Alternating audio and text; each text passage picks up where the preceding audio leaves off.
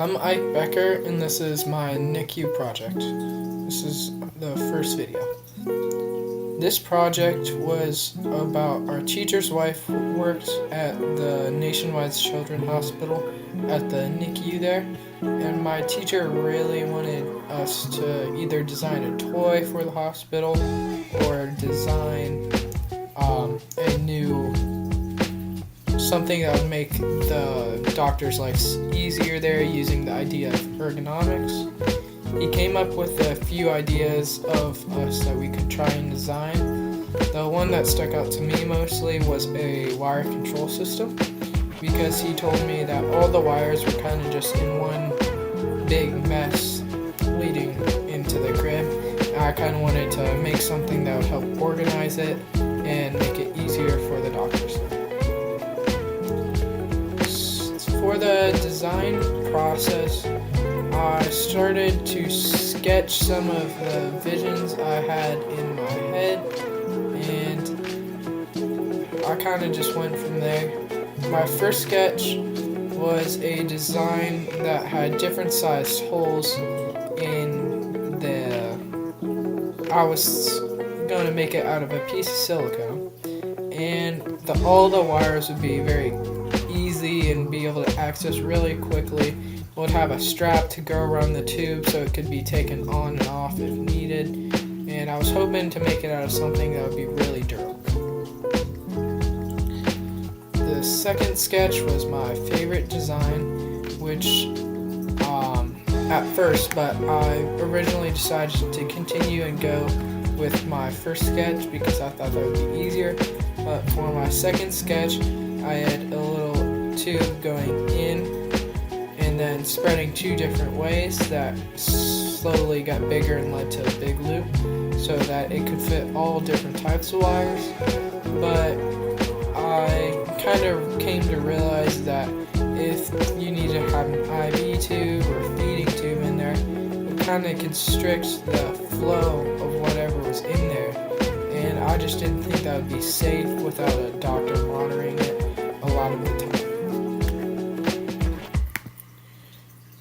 For my design process, I went through on Autodesk Inventor and started to play around with my different designs, and my first design was the second sketch that I did because I originally liked that one a lot at first, and it kind of looks like this. It really didn't have any curves to it. It was just one square with a strap, and I thought about it a little bit, and I realized I should probably have a little curved area on the bottom to fit and really let it sit a lot better on the pipe on the crib.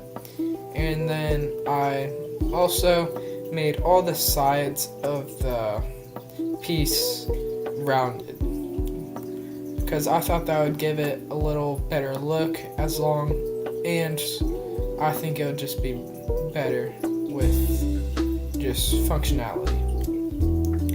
And then the second design, this was my first design for sketches. This is the one I really liked, so I tried to put a lot more time into this one and thought. And I decided to go with it was more open, and I didn't do the different sized holes because I kind of thought of this thing where you could have a piece of like memory foam or something that would hold all the wires on the outside of the loop, and if you had a really big one, that could still work.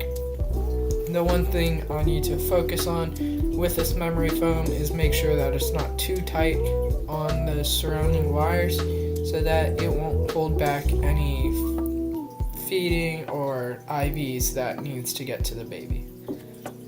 My plan for testing the different designs was to possibly send them both to the NICU and see what the doctors had to say, if they liked one better than the other, because my preference really doesn't matter. It's really what is up to them, and I'm going to take any of the comments they have or any adjustments they want me to make, and I'll keep doing that until they're satisfied with the product.